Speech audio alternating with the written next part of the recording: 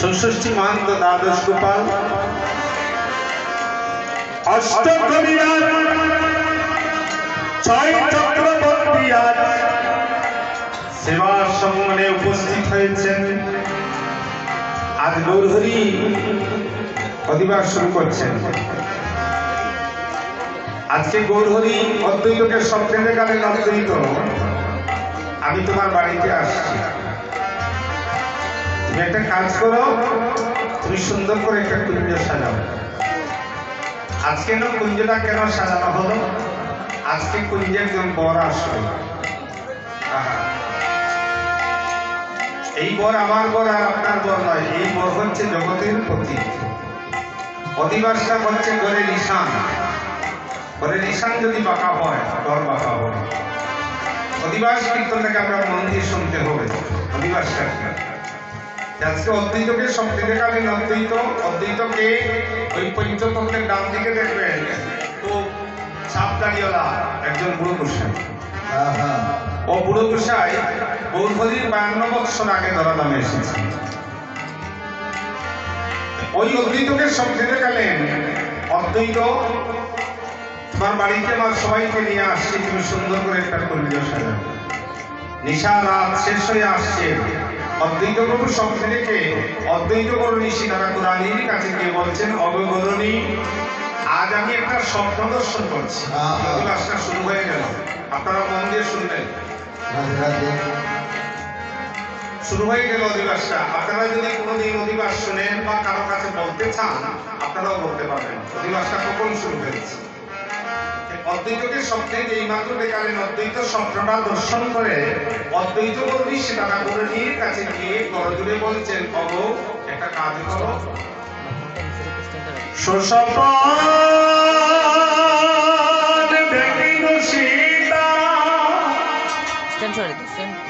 আমি কত নিশা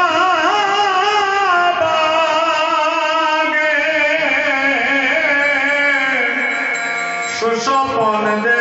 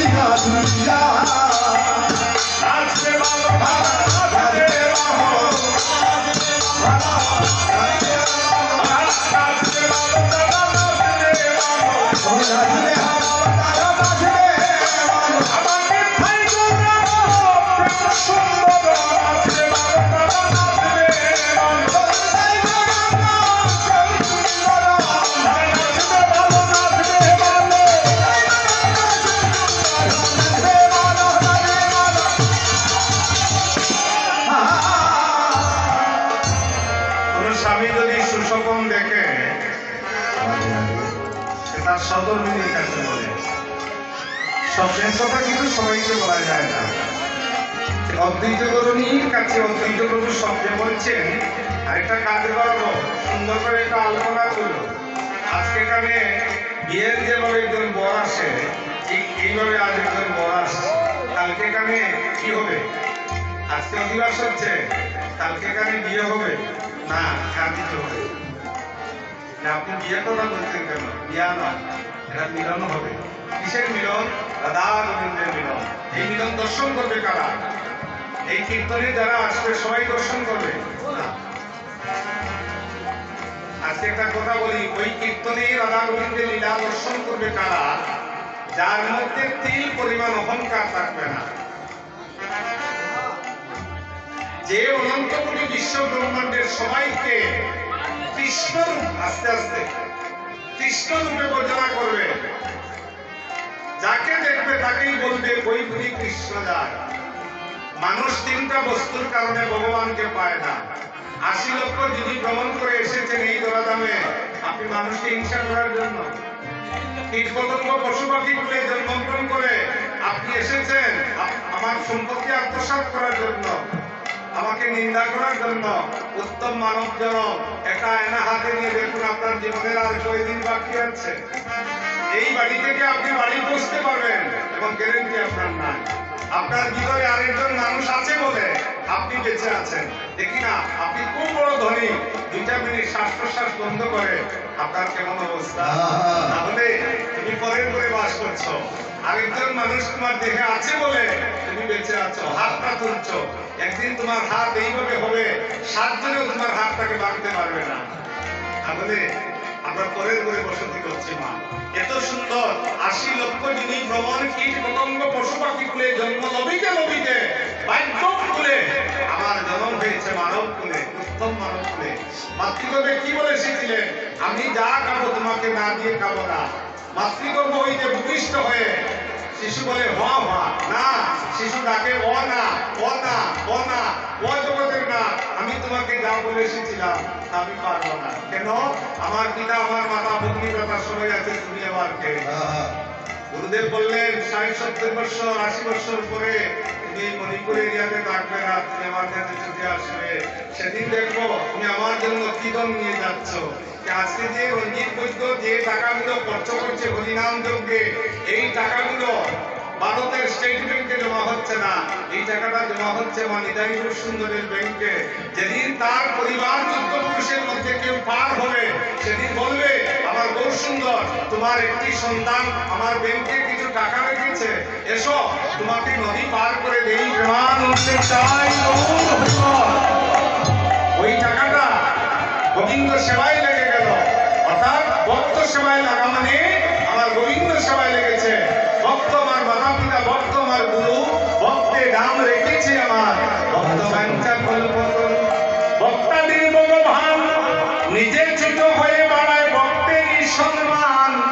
তাই আজ সেবা সম্মানে যারা আপনারা এসেছেন, শুনুন আজকে কি করছেন? অদ্বৈত গরণীকে যেই মাত্র বলছেন এমন একজন বর আসছে, যে বর আপনার বর আমার বর, আগেই লীলা দর্শন করবেন। যতদিন পর্যন্ত মুখের কথায় হবে না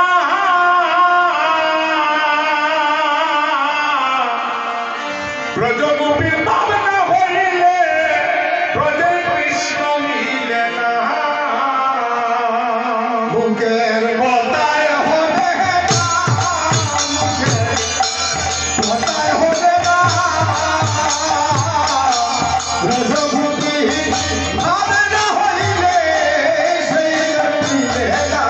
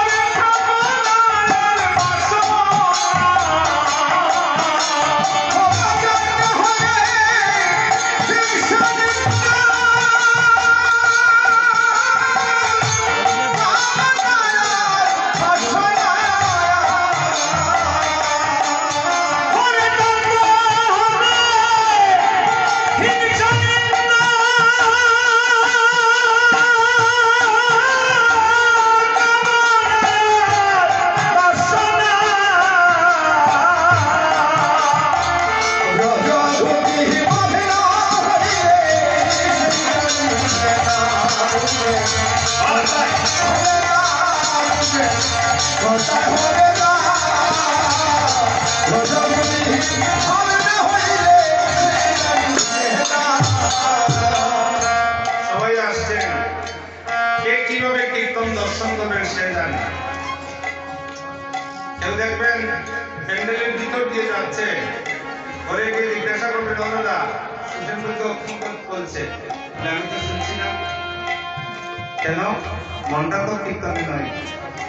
হ্যাঁ, কেউ কেউ দেখবেন আত্মীয় স্বজন আসবে, কীর্তনে না বসে ঘরে পালঙ্কের মধ্যে শুয়ে পড়বে। সময় যখন শেষ হয়ে যাবে প্রসাদ খেয়ে চলে যাবে, অনেকে শুনতে পারবে না।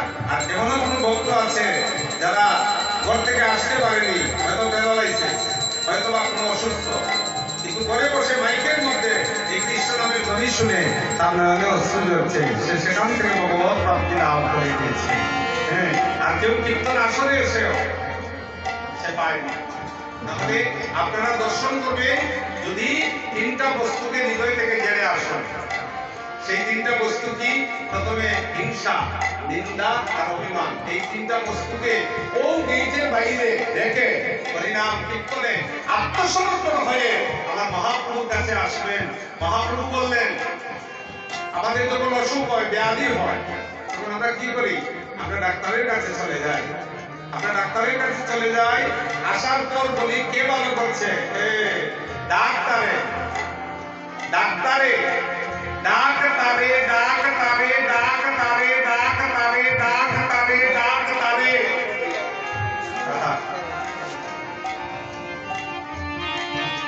ডাক্তারে আরে ডাক হইছে। আপনার টাকা অভিমানে চেন্নাই চলে গেলেন, কিন্তু আপনার বাড়ির মধ্যে যে ডাক্তার আছেন তাকে ডাক্তার বলছেন। আপনার বাড়ির যে বাবা, কি তাকে কোনদিন বলেছেন যে বাবা আমার ছেলেটার অসুখ হয়েছে, আমাকে একটু চরণ তুলসী দাও? শিবির সাধন শিবরাঙ্গ, অ্যাসিস্ট্যান্ট হলেন নিত্যানন্দ, কম্পাউন্ডার হলেন শ্রীয়দত্ত, নার্সিং করে বিষ্ণুপ্রিয়ায় গৌরাচারের হাসপাতালে শোনাই দেওয়া হয়। আপনারা গান গান না, অন্ধের দেখে আঠের নাচে ডুবায় হরি বল বলে, রুতর রুতরে ভাই হরি বল বলে, এটা ভুল। অন্ধের দেখে আঠের নাচে গীতায় বললেন, মুখম করতি বাচালম তন্নুম নঙ্গয়তি গিরিম যৎকৃপাতম হংগন্ধে পরমানন্দ মাধব। আমার যদি কৃপা পায়, অঙ্গগিরি লঙ্ঘন করে আসতে পারে, অন্ধয় দেখে আচরণ আছে, ডুবায় একবার হরি বল।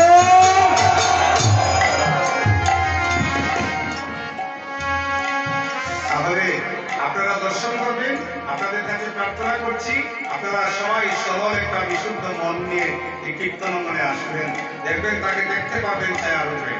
আজকে কি করছেন? গৌরহরি অদ্বৈতের ওপরে রানা দিচ্ছেন। অজয় রে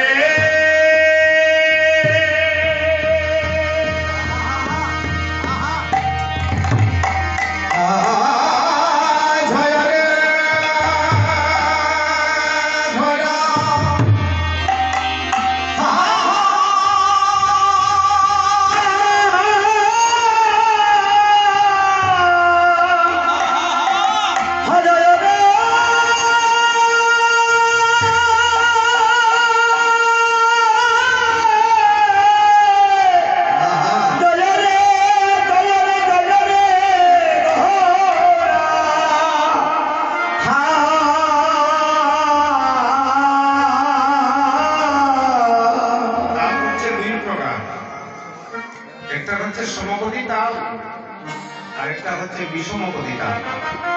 সমগতি তাল সমান থেকে সমান, আর বিষমগতি তাল হচ্ছে তা থেকে সমান। দেখুন দশমিশিটা আমরা কোন জায়গায় নিয়ে যাচ্ছি আপনাদের আশীর্বাদ নিয়ে। অজয় রে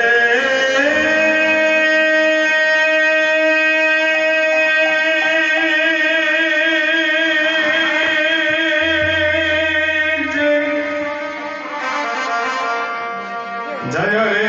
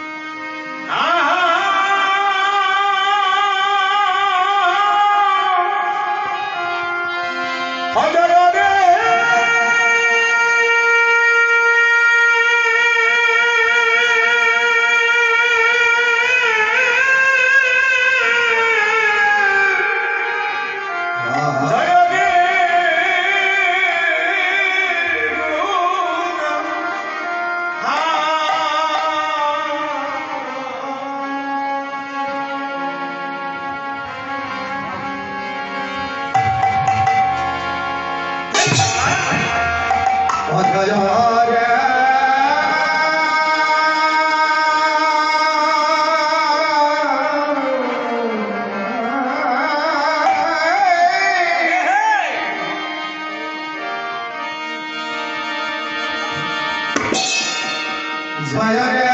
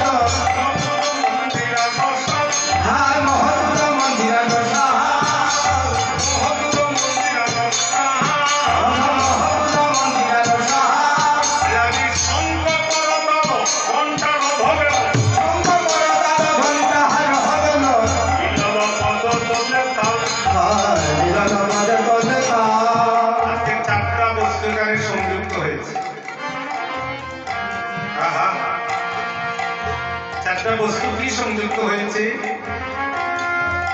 দাতা বক্তা শ্রোতা যজ্ঞেশ্বর শঙ্খ ঘণ্টা কুল করতাল। এখানে যদি কীর্তনিয়া যদি মনে করে আমি ভালো গান করছি, শ্রোতা যদি মনে করে আমরা ভালো কীর্তন শ্রবণ করছি, আর দাতা যদি মনে করেন আমি তো 10 লক্ষ টাকা দিয়ে কীর্তন দিচ্ছি, আর যজ্ঞেশ্বর যদি মনে করেন আমি সেবার অধিকার পেয়েছি, আহা, এখানে কীর্তন না হয়ে হবে কর্তন। দাতা বক্তা শ্রোতা যজ্ঞেশ্বর আজকে 4টি তত্ত্ব আমরা যোগ হয়ে গেছি। আমরা একে অন্যের পারিপার্শ্বিক। আমি এই কীর্তন নিয়ে শুধু রঞ্জিতের বাড়ির কথা বলছিলাম। আমি আপনাদের আশীর্বাদে আমাদের ইউটিউবার যে আমার ঠাকুরা আছে জিজ্ঞাসা করুন, আমি বাংলাদেশের 19টা ডিস্ট্রিক্টে বর্তমানে কীর্তনে গিয়েছি। এবার আমার কীর্তন আছে, কিন্তু আমার ভারতের কীর্তন বলে আমি বেশি আবার বাংলাদেশে যাব না। কিন্তু আমার ইচ্ছা হলো প্রত্যেকটি কীর্তনের মধ্যে যেন আমাদের শিশুরাও যেন বুঝতে পারে ভক্তির প্রকার। আমি কিন্তু কোন প্রতিষ্ঠার জন্য কীর্তনে যাই না। তাহলে আজকে দাতা বক্তা শ্রোতা যজ্ঞেশ্বর আমি যে সুসংবদ্ধ কীর্তন করতে এসেছি, আমি কীর্তনে নামার পর যদি রঞ্জিত বলে আপনি ওই জুতোগুলো একটু বাইরে নিয়ে রাখুন, আমি প্রস্তুত। কারণ আমার জীবনে যত গ্রন্থ পড়েছি আমি দেখেছি অহংকারী মানুষের পরিণাম দেখেছি, আর সরল মানুষের পরিণাম দেখেছি। আমরা মহাপ্রভু কীর্তন গাই, মহাপ্রভু যার তার করে পরিণাম দিয়েছিলেন, কোনো বিচার ছিল না। চন্ডাল চন্ডাল নহে যদি কৃষ্ণ বলে, বিপ্র বিপ্র নয় যদি অসৎ পথে চলে, যেই বোঝে সেই বড় অবক্ত হিংসা, কৃষ্ণ বোঝনে নাই জাতি কুলাধি ইচ্ছা। এখানে কোনো বিচার নেই। আচ্ছা, এখানে আসলে যারা আছেন তারা যদি নাম জিজ্ঞাসা না করি বলতে পারবো আপনি কোন জাতি? এটা বলাংশন করেছে। জাত বলতে দুটি সম্প্রদায়, এক নারী আর পুরুষ। গীতাকে আশ্রয় করলে চতুর্বর্ণ মায়াসৃষ্ট গুণ কর্ম বিভাগে আমি বলবো আপনি উচ্চ বংশের জাতি, আমাকে ক্ষমা করবেন। আমি উচ্চ বংশের বলব যদি আপনার 4টা হাত থাকত, আপনার 3টা মাথা থাকত। গুণকর্ম বিভাগের সঙ্গে গুণ এবং কর্ম অনুসারে জাতি নির্বাচন করা হয়নি, এখানে কর্ম নির্বাচন করা হয়েছে। হ্যাঁ, আমরা অন্ধ হয়ে গিয়েছিলাম। এই জন্য আমাদের সনাতন ধর্ম হিন্দু শব্দের যে 5টা অক্ষর HINDU, আগে এই 5টা অক্ষরকে জানতে হবে যে হিন্দু শব্দের অর্থটা কি। এইচ এর মিনিং হচ্ছে অনেস্ট, আপনি একজন হিন্দু হতে হলে সৎ হতে হবে। আই এর মিনিং হচ্ছে ইন্ট্রোস্পেকশন, আত্মোপলব্ধি, ব্রহ্মরূপী ভগবানকে জানতে হবে। এনে হচ্ছে নোবেলিটি, আপনার মধ্যে মহত্ত্ব থাকতে হবে। দিয়ে হচ্ছে ডিউটিফুল, আপনি কর্তব্য পরায়ণ হতে হবে। দিয়ে হচ্ছে ইউনিটি, আপনার মধ্যে একতা থাকতে হবে। 5টি গুণকে যিনি অনুশীলন করেন, 5টি গুণকে যিনি অনুশীলন করেন তিনি হলেন হিন্দু। এখন আমার পাশের বাড়ি একজন ডাকাত আসলো, আমি বলে ঘুরিয়ে থাকলাম, এটা হলো। তাহলে এই বলে এই জাত পাত জাত করতে করতে আমাদের হিন্দু সমাজের, বাঙালি সমাজের দেওয়াল পৃষ্ঠে লেগে গিয়েছে। আমার প্রার্থনা থাকবে আপনাদের সকলের কাছে, এখানে বিভিন্ন সম্প্রদায়ের ভক্তরা এসেছেন, আমরা এক মায়ের সন্তান হয়ে হাতে হাত মিলিয়ে হিংসা নিন্দা কৈফল ছাড়ি, আর আমরা বলুন বলে বলবো একবার হরি হরি।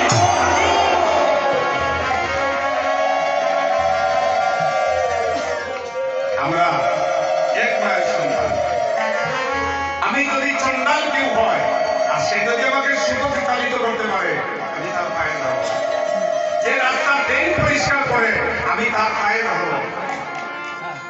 ভগবান বলছেন, বিনবলে কাকে করেছ কিনা সবার মধ্যে জাগ্রত ভগবান। রামকৃষ্ণ কি বললেন? বহু সম্মুখ ছেড়ে তুমি কোথায় খুঁজে তো ঈশ্বর, জীবে প্রেম করে যেই জন সেই জন সে ঈশ্বর। পদের মাঝে পড়ে রয়েছে তাই করে দেখো বাইরে বাইতে পারো মগ্নরত। এখানে কার মধ্যে গুণ আছে, কে বৈষ্ণব অবৈষ্ণব আমি জানি না। তাই আমার এই 4টি সম্প্রদায় মিলিত হয়ে অদ্বৈত ভগবানের বাধা দিচ্ছেন। আর আপনাদের মতো যারা রমণী, যারা গুণবধূ, তারা কি করতে জানেন? তারা একজন আরেকজনকে ডেকে বলছে, শোনা যায় শোনা যায় শোনা যায় শোনা যায় শোনা যায় শোনা যায় শোনা যায় শোনা যায় শোনা যায় শোনা যায় শোনা যায়। কি শোনা যায়? শোনা তো যাচ্ছে, কি শোনা যাচ্ছে? আমি তো শুনতে পাচ্ছি না, কারণ আমার কর্ণবধি। আগে বাগে কথা শুনতে শুনতে আমার কর্ণটা বদল হয়ে গিয়েছে। কি শোনা যায়? আরেকজন বলতে কে বাজায় কে বাজায় কে বাজায় কে বাজায় কে বাজায় কে বাজায় কে বাজায় কে বাজায় কে বাজায় আর কে বাজায়। দুইজন তো পাশাপাশি আমার গ্রামে জন্ম হয়।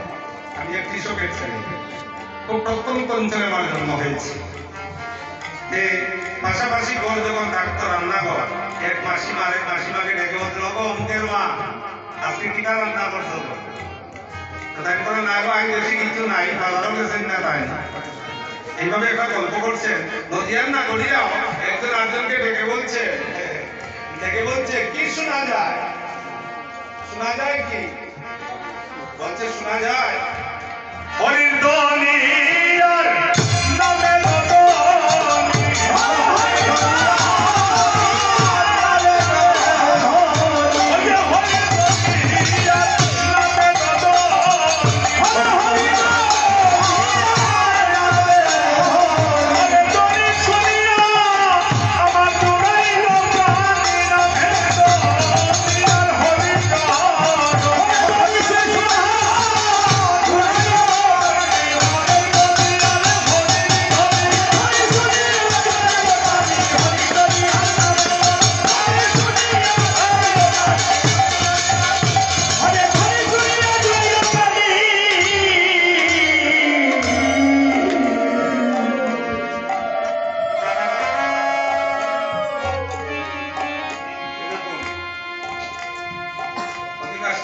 মর্মান্তিক পথ।